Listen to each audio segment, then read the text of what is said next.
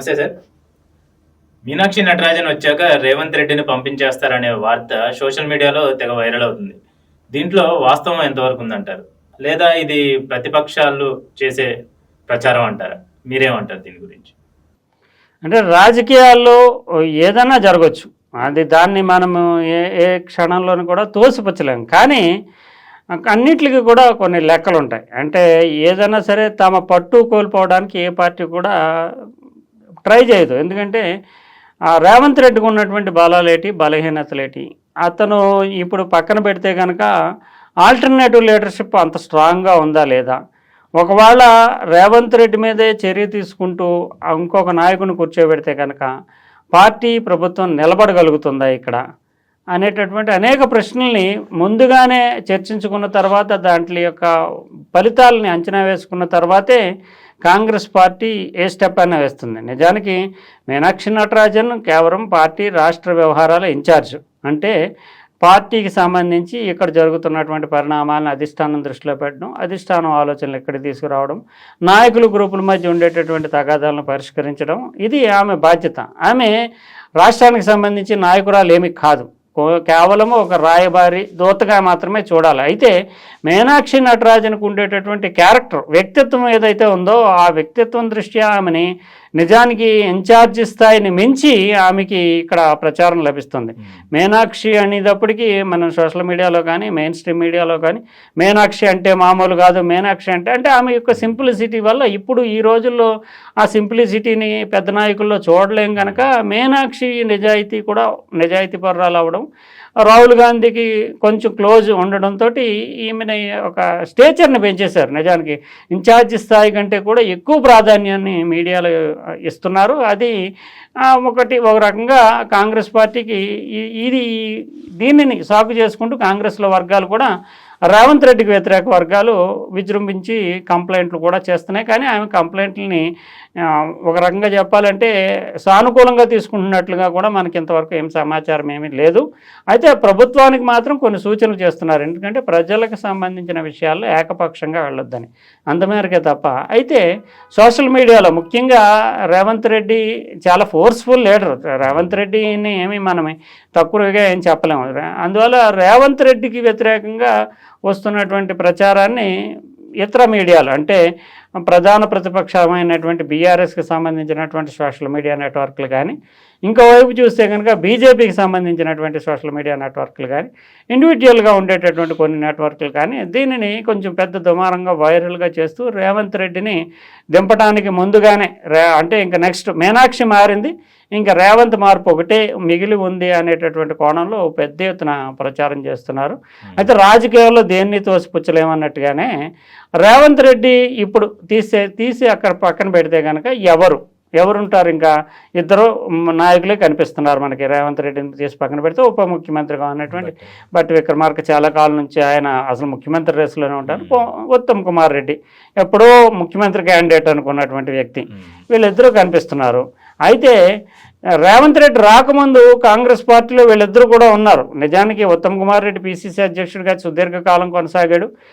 బట్టి విక్రమార్క సిఎల్పి నాయకుడిగా ఉన్నాడు. అంతకుముందు అయితే జానారెడ్డి ఉన్నారు. వీళ్ళంతా కూడా రేవంత్ రెడ్డి కంటే సీనియర్లే. కానీ అంటే పార్టీని బీఆర్ఎస్ని ఎదుర్కొంటుంది, కేసీఆర్ని ఎదుర్కొంటుంది అనే ఊపు తీసుకొచ్చింది మాత్రం రేవంత్ రెడ్డి మాత్రమే. రాష్ట్ర స్థాయిలో పర్యటిస్తూ తిరుగుతూ డి అంటే డి అంటూ నువ్వానైనా తెలుసుకుందాం అంటూ పార్టీకి ఊపు తీసుకొచ్చింది మాత్రం రేవంత్ రెడ్డి. అందువల్ల వీళ్ళు మరి ఉత్తమ్ కుమార్ రెడ్డి అంతకుముందు పిసిసి అధ్యక్షుడిగా ఉన్నాడు, బట్టి విక్రమార్క సిఎల్పి లీడర్గా ఉన్నారు. మరి వాళ్ళేమి కేసీఆర్ని ఎదుర్కొంటున్నాము అనే ఫీలింగ్ కానీ, కేసీఆర్ తోటి ఆయన ఒకటి తిడితే వీళ్ళు రెండు తిట్టడం కానీ ఇలాంటివి ఏమీ లేవు. అందువల్ల కాంగ్రెస్కి ఒక ఉత్సాహాన్ని ఇచ్చి ఊపు తీసుకొచ్చినటువంటి నాయకుడు కావడం వల్లే రేవంత్ రెడ్డికి ఆ పదవి దక్కింది. ఇప్పుడు చూస్తే కనుక రేవంత్ రెడ్డికి నిజంగానే రేవంత్ రెడ్డికి కానీ కాంగ్రెస్ పార్టీ కానీ ఉన్న అవకాశాలని మనం బేరే చేసుకుంటే రేవంత్ రెడ్డికి వాస్తవంగా తాను ఏది చెప్పినా చేసేటటువంటి ఎమ్మెల్యేలో 18 మంది వరకు కాంగ్రెస్ పార్టీలో ఇప్పుడున్నటువంటి ఎమ్మెల్యేలు రేవంత్ వర్గం అంటే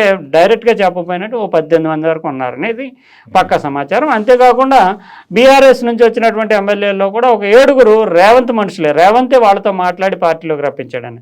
ఓ 25 మంది ఎమ్మెల్యేలు ఇతనికి ఉన్నప్పుడు రేపొద్దున అప్పుడు బటాబటి మెజార్టీతో ఉన్నటువంటి కాంగ్రెస్ రేవంత్ని పోగొట్టుకుంటే పార్టీ నిలబడుతుందా, ప్రభుత్వం నిలబడుతుందా, ఎవరు వీళ్ళకి అండగా నిలుస్తారు అనేటటువంటి ప్రశ్న ఉంటుంది. ఇప్పుడు ఇటీవల కాలంలో చూస్తే కనుక మనం రాహుల్ గాంధీ అటు సిద్ధరామయ్య మీద కర్ణాటకలో పెద్ద ఎత్తున దుమారం జరిగింది, కుంభకోణం కూడా సంబంధించి కూడా చాలా పెద్ద ఎత్తున జరిగింది. అయినా కూడా ఆయన ఏమి పక్కన పెట్టలేదు. అందులోని బలమైనటువంటి ఆల్టర్నేటివ్ డీకే శివకుమార్ కూడా నాకు ముఖ్యమంత్రి ఇవ్వాలని ఎప్పటి నుంచో కోరుతున్నారు, ఒక ఒప్పందం కూడా ఉంది. అయినా కూడా సిద్ధరామయ్యను పక్కన పెట్టకుండా ఆయనే కొనసాగించారు. అంటే రిస్క్ చేయడానికి కాంగ్రెస్ పార్టీ చాలా కాలం నుంచి ముఖ్యమంత్రులను తరచూ మార్చడానికి ఇష్టపడలేదు.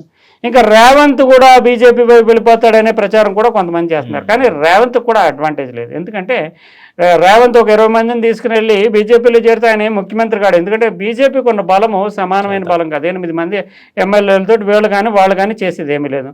పోనీ రేవంత్ తీసుకెళ్ళి బీఆర్ఎస్లో కలుపుతాడా అంటే బీఆర్ఎస్లో రేవంత్ ఎక్కడ కూర్చుంటాడు? కేసీఆర్ అగ్రనాయకుడు, ఒకవేళ రేవంత్కి అత్యంత ప్రాధాన్యం ఇచ్చినా కేటీఆర్ హరీష్ పక్కన కూర్చోవాలి, కేసీఆర్ తర్వాత స్థానంలో ద్వితీయ శ్రేణిలో. అందుకు రేవంత్ ఇష్టపడతాడా? అందువల్ల తన గ్రూపుని తీసుకెళ్ళి బీజేపీ వైపు కూర్చుని పదవి సాధించడం కానీ, బీజేపీలో కలవడం కానీ, లేదంటే బీఆర్ఎస్లోకి వెళ్ళి కూర్చోవడం కానీ సాధ్యం కాదు. అందువల్ల ఇతని బలహీనత ఏంటంటే తాను కేసీఆర్తో సమాన స్థాయి అనుకుంటాడు కనుక బీఆర్ఎస్తో కలవడం సాధ్యం కాదు. బీజేపీతో కలిసేందుకు అవకాశం ఉన్నప్పటికీ, ఎందుకంటే రేవంత్ కూడా ఏబీపీ విద్యార్థి సంఘాల నుంచి వచ్చాడు. సైద్ధాంతికంగా ఈ రోజున ఏ కబుర్లు చెప్పొచ్చు, కానీ రేవంత్ కూడా ఏమీ బీజేపీకి సిద్ధాంతపరమైన వ్యతిరేక ఏం కాదు. అక్కడి నుంచే విద్యార్థి రాజకీయాల నుంచే ఆయన ఎదిగాడు.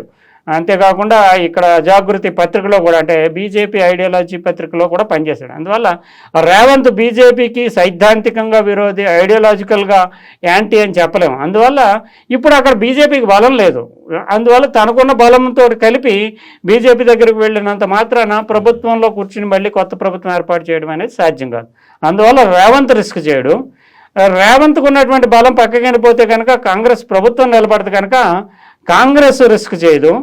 బీఆర్ఎస్ కూడా వీళ్ళని తీసుకుని వాళ్ళు ఏం చేసుకుంటారు? KCR strong leader, next generation రెడీగా ఉంది. అందువల్ల రేవంత్ని ఆహ్వానించడానికి వాళ్ళకి అవకాశం లేదు. అందువల్ల ఇప్పుడు ఎవరికి వాళ్ళు రాజీ పడాల్సిందే. మీనాక్షి నటరాజన్ వచ్చినా, రాహుల్ గాంధీ స్వయంగా వచ్చి ఇక్కడ పర్యవేక్షించిన కాంగ్రెస్లో ఉండేటటువంటి ఈక్వేషన్స్ గ్రూపుల్లో ప్రస్తుతము బీజేపీని కానీ బీఆర్ఎస్ కేసీఆర్ని కానీ ధీటుగా ఎదుర్కొనేటటువంటి నాయకుడు ఎవరు అంటే ఖచ్చితంగా రేవంత్ రెడ్డి ఫస్ట్ శ్రేణిలో ఉంటాడు. అందువల్ల రేవంత్ని ఇమీడియట్గా పక్కన పెట్టడం అనేది టెక్నికల్గా రాజకీయ అవకాశాలు, రాజకీయ వ్యూహాల దృష్ట్యా, ఎత్తుగడల దృష్ట్యా చూస్తే కనుక సాధ్యం కాదు. అందువల్ల ఏది సాధించాలనుకున్నా రేవంత్ రెడ్డిని ద్వారానే సాధించాలి. రేవంత్ రెడ్డికి అవసరమైతే సలహాలు సూచనలు ఇవ్వాలి, బెదిరించాలి, భయపెట్టాలి, లేదంటే బుజ్జగించాలి. ఏం చేసినా కాంగ్రెస్ హైకమాండ్ ఇతని ద్వారా మాత్రమే రాష్ట్రంలో తమకు అనుకూలమైనటువంటి పరిస్థితుల్ని చక్కబెట్టుకోవాలి, కేసీఆర్తో పోరాటం చేయాలి, బీజేపీతో పోరాటం చేయాలి. అందువల్ల ఇప్పుడున్నటువంటి పరిస్థితుల్లో ఒక ప్రధానమైనటువంటి కేంద్రంగా, ఒక ప్రధానమైనటువంటి రాష్ట్రంగా కాంగ్రెస్ గుప్పెట్లో ఉన్నటువంటి తెలంగాణని లో రాజకీయ అస్థిరత కానీ, లేదంటే రిస్కీ గేమ్, ఒక సాహసోపేతమైనటువంటి రిస్కీ గేమ్ కానీ చేయడానికి కాంగ్రెస్ సిద్ధపడదనే అనుకోవచ్చు. అందువల్లనే రేవంత్ మారిపోతాడు అంటూ సోషల్ మీడియాలో జరుగుతున్న ప్రచారం కానీ, మీనాక్షి నటరాజన్ రావడంతో ఏదో మార్పు వచ్చేస్తుంది అనేటటువంటి అంచనాలు కానీ పూర్తిగా 100% నిజమని చెప్పలేము. అయితే మీనాక్షి నటరాజన్ రావడం ద్వారా గ్రూపుల్ని కొంత నియంత్రించుకోవడానికి, గ్రూపుల్ని సర్దుబాటు చేయడానికి, దూకుడుగా ఏకపక్షంగా వెళ్తున్నటువంటి రేవంత్ రెడ్డికి కొంతమేరకు పగ్గాలు వేయడానికి అవకాశం ఉంటుంది.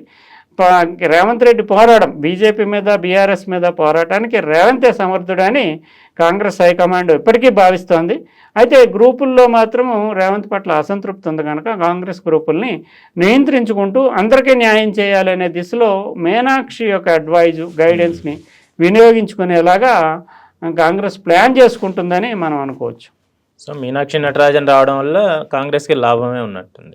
ఖచ్చితంగా, ఎందుకంటే మీనాక్షి నటరాజన్ రావడం వల్ల రేవంత్ రెడ్డి కూడా ఒక అడ్వాంటేజ్. ఎందుకంటే ఇప్పటికీ గ్రూపులు నేరుగా ఈ మొన్నటిదాకా చూస్తే కనుక దీపాదాస్ మున్సి, పిసిసి అధ్యక్షుడు మహేష్ కుమార్ గౌడ్, రేవంత్ రెడ్డి వీళ్ళంతా ఒకటైపోయి కాంగ్రెస్లో ఉండేటటువంటి గతంలో ఉండేటటువంటి సీనియర్లందరినీ పక్కన పెట్టేసి తమకు నచ్చినట్లుగా అనుకున్నట్లుగా చేసేస్తున్నారనే భావన వ్యాపించింది. దీనివల్ల రేవంత్ రెడ్డి మీద ఫిర్యాదుల సంఖ్య కూడా పెరిగింది.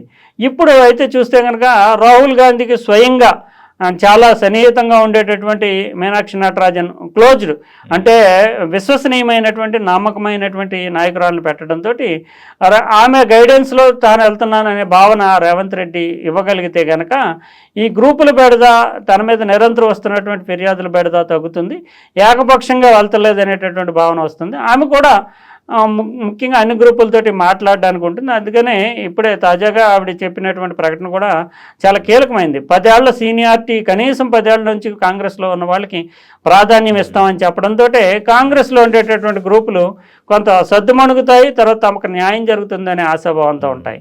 అదే సమయంలో రేవంత్ కూడా తన మనుషులు కదా అని అందరినీ పెట్టుకోవడానికి సాధ్యం కాదు. ఎందుకంటే ఆమె ఆల్రెడీ ఆ గైడెన్స్ ఇచ్చేసింది, మన సీనియర్లను మనం చూసుకోవాలని. అందువల్ల రెండు వర్గాల మధ్య బ్యాలెన్స్ కూడా మీనాక్షి ఉపయోగపడతారు. ఆ మేరకు కాంగ్రెస్ పార్టీకి మీనాక్షి పాత్ర చాలా అడ్వాంటేజ్ అనే చెప్పాలి. తను కూడా ఏదో 3 భాగాలుగా డివైడ్ చేయాలి, అది ఆల్రెడీ 3 భాగాలు చేశారు. ఎందుకంటే 10 ఏళ్ల సీనియారిటీ ఉన్నటువంటి, కనీసం 10 ఏళ్ల నుంచి కాంగ్రెస్లో ఉన్నటువంటి వాళ్ళు, తర్వాత ఎన్నికలకు ముందు జాయిన్ అయినటువంటి వాళ్ళు, తర్వాత ఎన్నికల తర్వాత అధికారంలోకి వచ్చాక జాయిన్ అయినటువంటి వాళ్ళు, ఇలా 3 గ్రూపులు చేస్తూ సమన్వయం చేయడానికి కూడా ప్రయత్నం చేస్తున్నారు.